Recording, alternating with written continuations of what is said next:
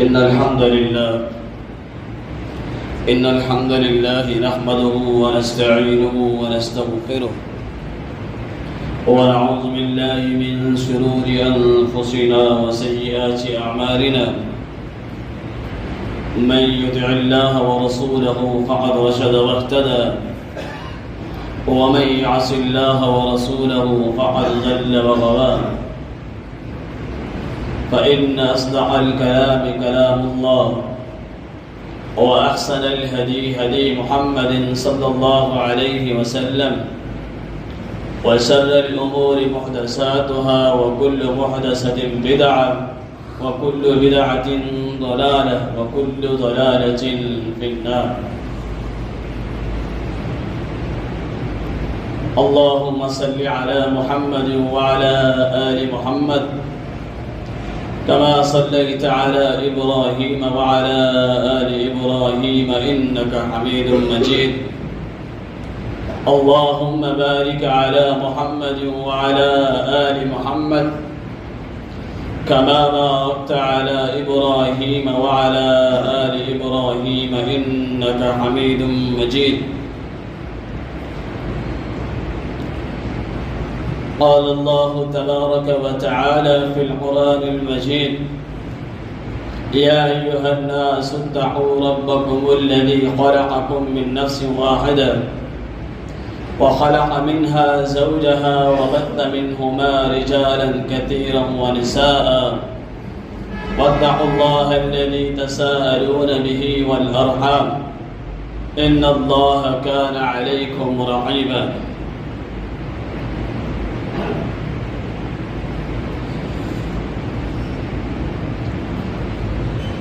شریعت کے اندر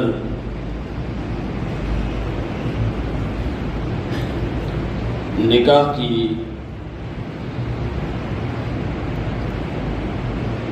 کیا معنی ہے اور اس کی کیا تشریح ہے؟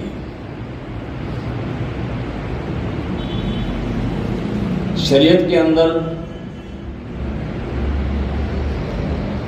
نکاح ایک معاہدہ ہے، ایک عہد ہے دو فریقین کے درمیان.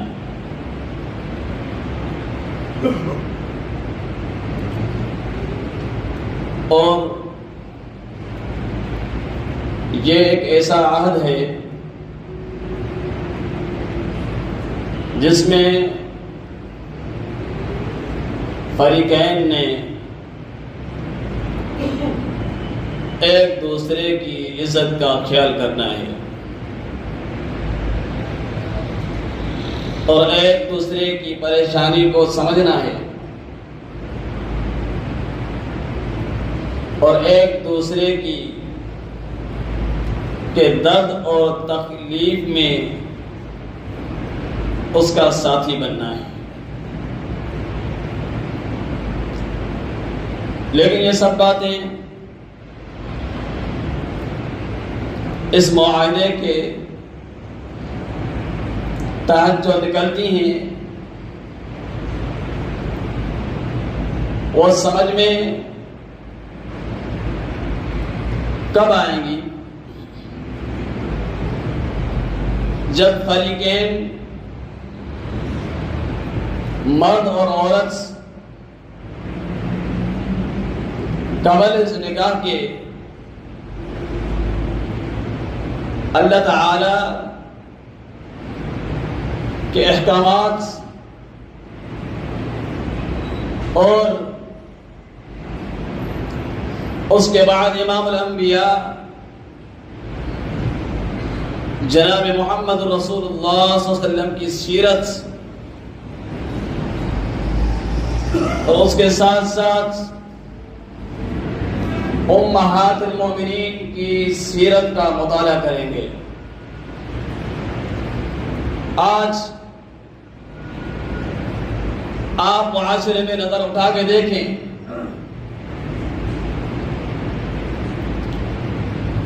بیوی کو شوہر کی پریشانی کا کوئی درد نہیں ہوتا، کوئی تکلیف نہیں ہوتی۔ شوہر کو بیوی کے دکھ اور تکالیف کا کوئی احساس نہیں ہوتا۔ اس کی سب سے بڑی وجہ یہی ہے کہ ہمارا معاشرہ امام الانبیاء جناب محمد رسول اللہ صلی اللہ علیہ وسلم کی سیرت اور آپ علیہ السلام کی ازواج مطہرات کی زندگی سے ناآشنا ہیں۔ ہم اس نکاح کو ایک عمومی نکاح ہی، لفظ نکاح ہی سمجھتے ہیں۔ شریعت نے اس کی معنی بتائی ہے، اس کا مقصد بتایا ہے، اور پھر اس کی معنی اور مقصد کے مثال کے لیے امام الانبیاء جناب محمد رسول اللہ صلی اللہ علیہ وسلم کو آئیڈیل بنایا ہے۔ کیسے؟ اللہ کے پیغمبر علیہ السلام دیکھیں، بیوی ہے، شوہر کے دکھ اور پریشانی کو سمجھنے والی ہے، لفظ نکاح کے مقصد کو جاننے والی ہے۔ آپ غار حرا سے واپس آتے ہیں،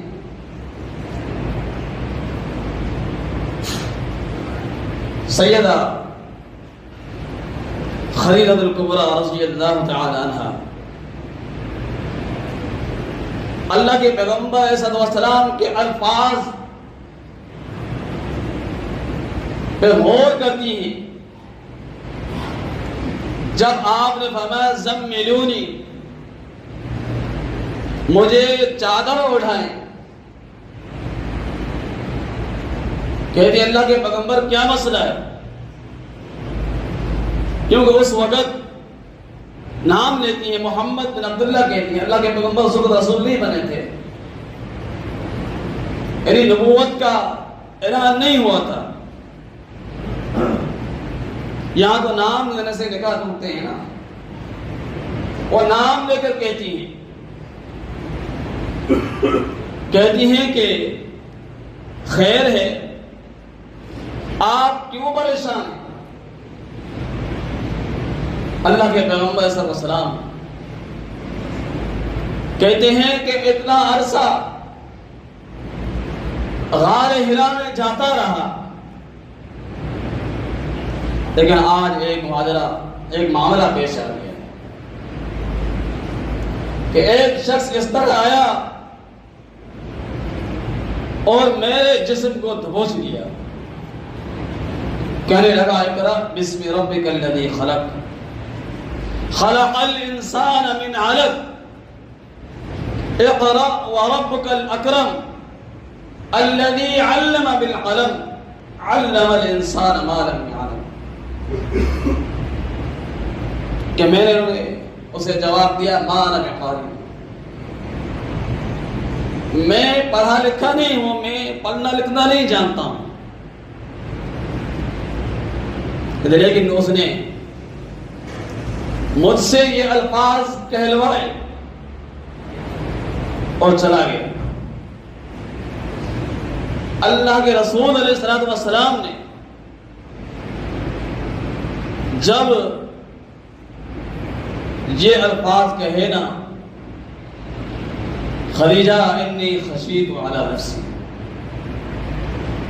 میں اپنے نفس پر خوف رکھتا ہوں کہیں میں مارا جاؤں گا۔ جب یہ الفاظ سنتی ہیں خدیجہ کے رونگٹے کھڑے ہو جاتے ہیں رضی اللہ تعالی عنہ. کہتی ہیں کلا واللہ، یہ نہیں کہا کہ آپ نے اتنا آئندہ دور جانے کی ضرورت نہیں ہے، وہاں جا کر عبادت نہیں کرنی، بلکہ دیکھتی ہیں کہ اپنے شوہر کو غم میں دیکھ رہی ہیں، پریشان ہیں. اب ان کے ذہن میں ہے کہ اس کی پریشانی کیسے حل کرنی ہے مجھے. کہتی ہیں کہ اللہ واللہ لا یحزیک اللہ ابدا انک لتصل الرحمہ. آپ کو اللہ تعالیٰ کیسے ضائع کرے گا؟ دنیا کے اندر جو لوگ ہیں بہت سارے ایسے لوگ ہیں، ہر ایک کے اندر کوئی اچھی صفت موجود ہوتی ہے، کوئی اچھی خوبی موجود ہوتی ہے، لیکن آپ کے اندر وہ تمام خوبیاں موجود ہیں جو ایک اچھے انسان کے اندر ہونی چاہیے. جب یہ الفاظ کہے نبی علیہ الصلوۃ والسلام سکون، آپ کو آرام مل گیا، آپ کی پریشانی ختم ہو گئی. لیکن خود سکون میں نہیں ہے، خود کو آرام نہیں ہے کہ ایک شخص اس طرح آیا اور اس طرح زبردستی الفاظ کہلوا کر چلا گیا. آیا یہ شخص کون تھا؟ کوئی انسان تھا، کوئی جن تھا، یا کوئی اور مخلوق تھی؟ کہتی ہیں کہ اب سکون نہیں ہے خود کو. اللہ کے پیغمبر صلی اللہ علیہ وسلم کو ہمت دی، آپ کی پریشانی تو ختم ہو گئی ان کے الفاظ سے، لیکن خود بے چین ہو گئی. اب کہتی ہیں کہ آپ ایسا کرو، آپ میرے ساتھ چلو ورقہ بن نوفل کے پاس. اور حقیقت میں مورخین نے لکھا ہے کہ ورقہ بن نوفل کے پاس جانے کو چاہتی بھی نہیں تھی، ان کا کوئی دل نہیں تھا ورقہ بن نوفل کے پاس جانے کو. اس کی وجہ بھی لکھی ہے مورخین نے. وجہ یہ لکھی ہے کہ ایک وقت تھا ورقہ بن نوفل نے شادی کا پیغام بھیجا تھا اور سیدہ خدیجہ نے منع کر دیا تھا. صرف اس وجہ سے حالانکہ وہ رشتہ دار بھی تھے، لے کے آتی ہیں نہ چاہتے ہوئے بھی، اپنے شوہر کی وجہ سے نہیں چاہتی کہ میں اس کے پاس جاؤں، صرف شوہر کی وجہ سے ایسے بندے کے پاس ان کو لے کے آ رہی ہیں جس کے بعد وہ جانا بھی نہیں چاہتے. آج ہم معاشرے کے اندر دیکھیں کہ میاں اور بیوی کے آپس میں کیا کردار ہوتا ہے. یہ بھی تو عورتیں تھی نا، یہ بھی تو خواتین تھی، انہوں نے حقیقت میں لفظ نکاح کو سمجھا تھا، اس کی معنی سمجھی، اس کے مقاصد کو سمجھا تھا. آج ہم ان کی سیرت کا مطالعہ نہیں کرتے. نکاح سے پہلے اور والدین پر بھی یہ ضروری ہے کہ کم سے کم ان امہات المومنین کی سیرت کا مطالعہ کروائیں اپنی اولاد کو، تاکہ نکاح کے حقوق کو بعد میں سمجھ سکے. نکاح ہوتا ہے، شادی 1 مہینہ 2 مہینہ بھی نہیں چلتی، طلاق ہو جاتی ہے. وجہ یہی ہے کہ نکاح مولوی نے پڑھانا ہے، اور ہم نے پیپر پہ سائن کر لیے. کیا ہے کیا نہیں ہے یہ اس سے ہمارا کوئی واسطہ نہیں ہے. تو عزیز ساتھیوں واپس آتے ہیں. ورقہ بن نوفل کے پاس لے کے آتی ہیں اللہ کے رسول کو, کہتی ہیں کہ آپ اپنے بھتیجے سے پوچھیں یہ کیا کہہ رہے ہیں. فاخبر رسول اللہ صلی اللہ علیہ وسلم, اللہ کے رسول نے پوری بات بتا دی ورقہ بن نوفل کو. بہت بڑے عالم تھے ورقہ بن نوفل.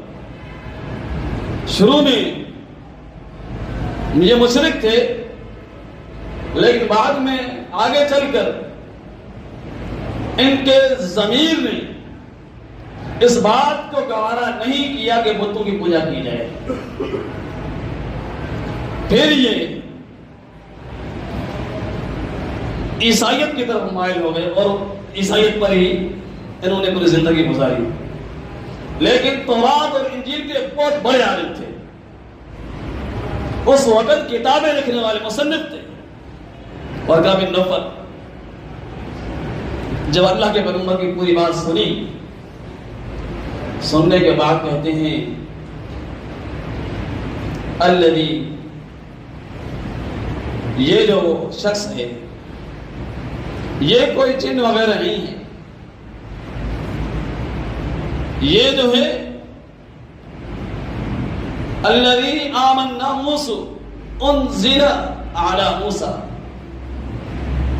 یہ وہی فرشتہ ہے جو موسیٰ علیہ السلام پر اترتا تھا, اللہ تعالیٰ کے احکامات کو لے کر آتا تھا. اللہ کے رسول کو مبارکباد دیتے ہیں, خدیجہ کو مبارکباد دیتے ہیں. پھر کہتے ہیں کہ یا لیتنی کنت احیا, کاش کہ میں اس وقت زندہ ہوتا, اس وقت زندہ ہوتا.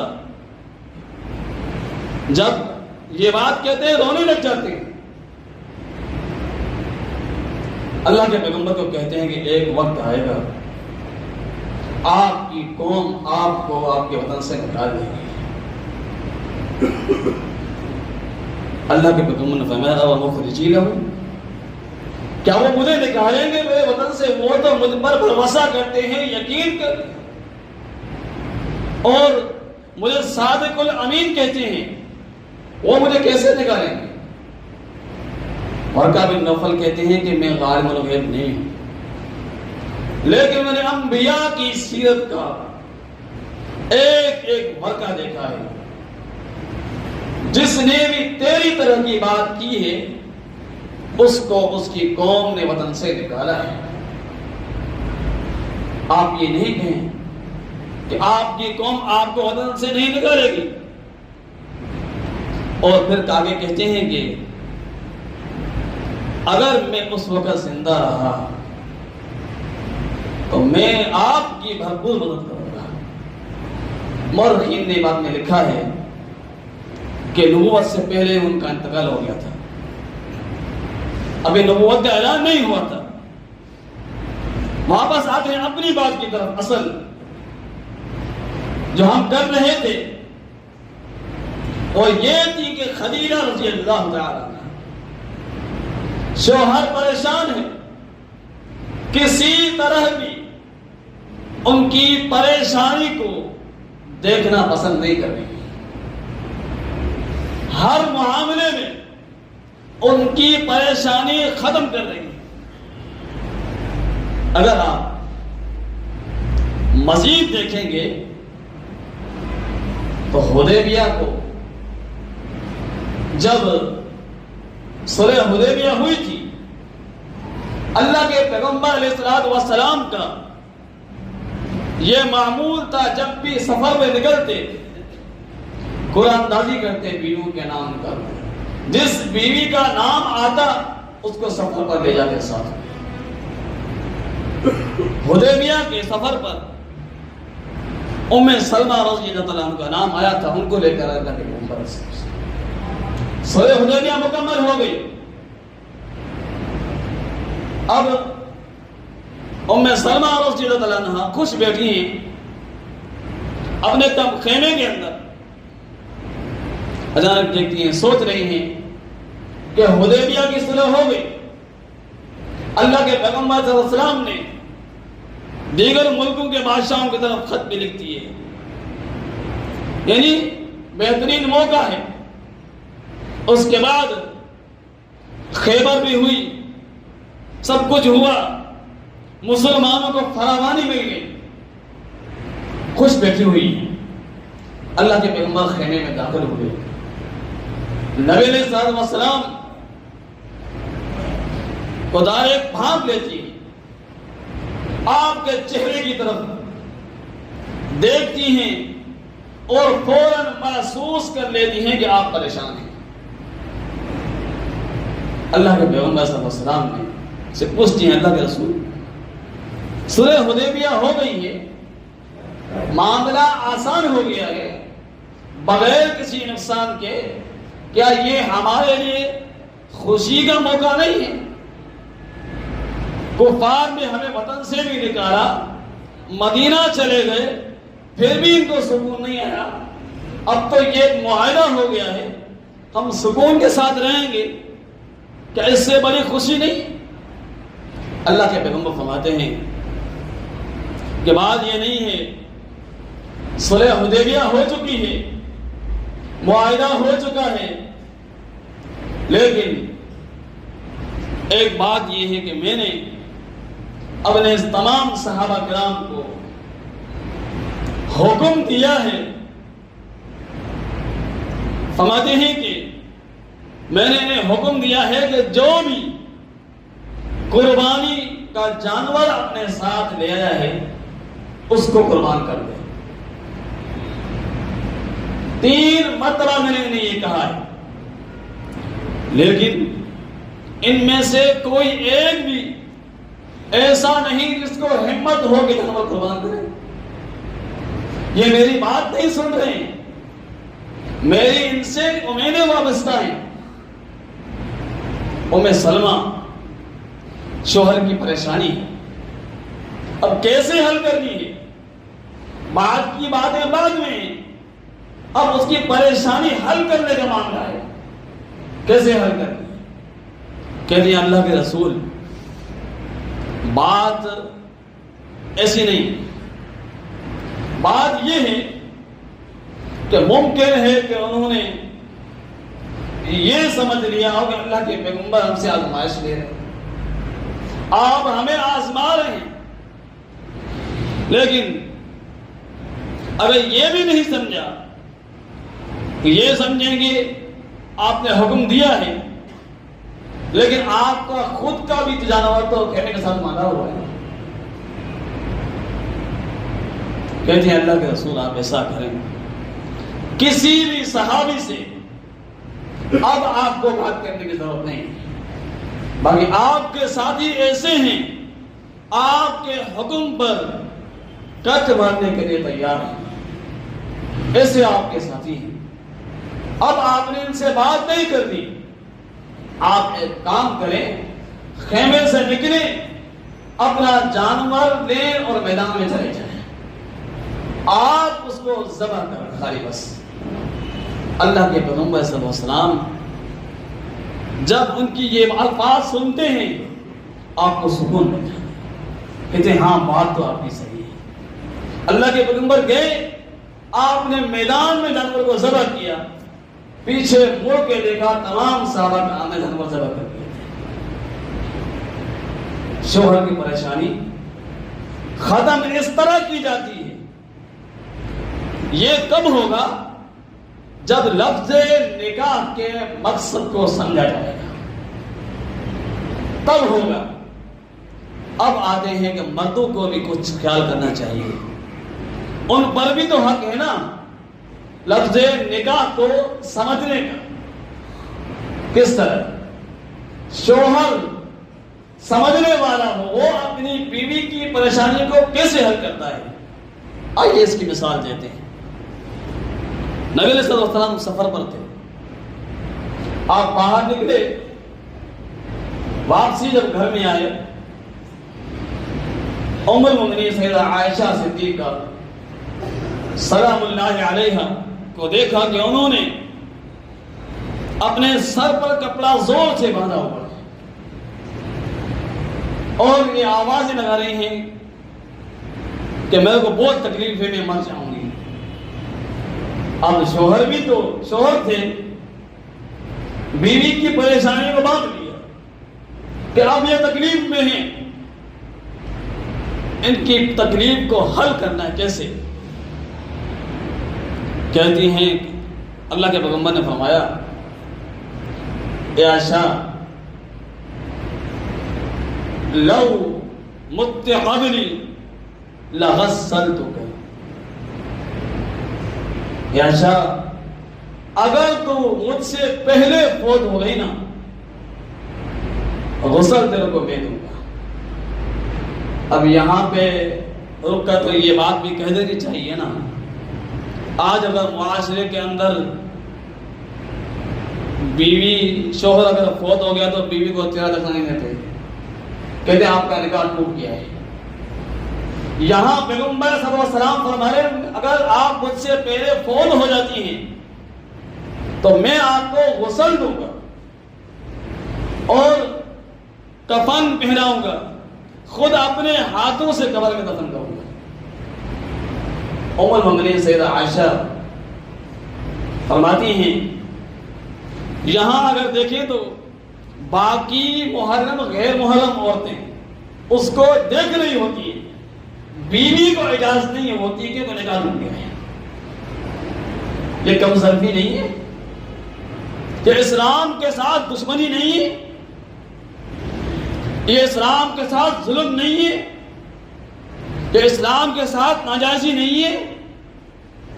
اتنے واضح دلائل ہونے کے بعد اٹھائیں دار قطبی کے اندر یہ بات موجود ہے، آپ کتابوں کا مطالعہ کریں، اسلام کے ساتھ کتنی ناانصافی ہے۔ یہ واضح دلائل ہونے کے بعد پھر بھی انکار کیا جاتا ہے، اسلام کی مخالفت کی جاتی ہے، اور ہم اپنے آپ کو مسلمان کہہ رہے ہوتے ہیں کہ ہم تو مسلمان ہیں، اللہ کے پیغمبر کو ماننے والے ہیں۔ کیا ہم اللہ کے پیغمبر کو مانتے ہیں؟ یہ اللہ کے پیغمبر کو ماننا ہے؟ نہیں بھائی، ہم نے اللہ کے پیغمبر کو نہ جانا ہے نہ پہچانا ہے، خالی زبانی دعوے ہیں ہمارے۔ ام المؤمنین سیدہ عائشہ رضی اللہ تعالی عنہا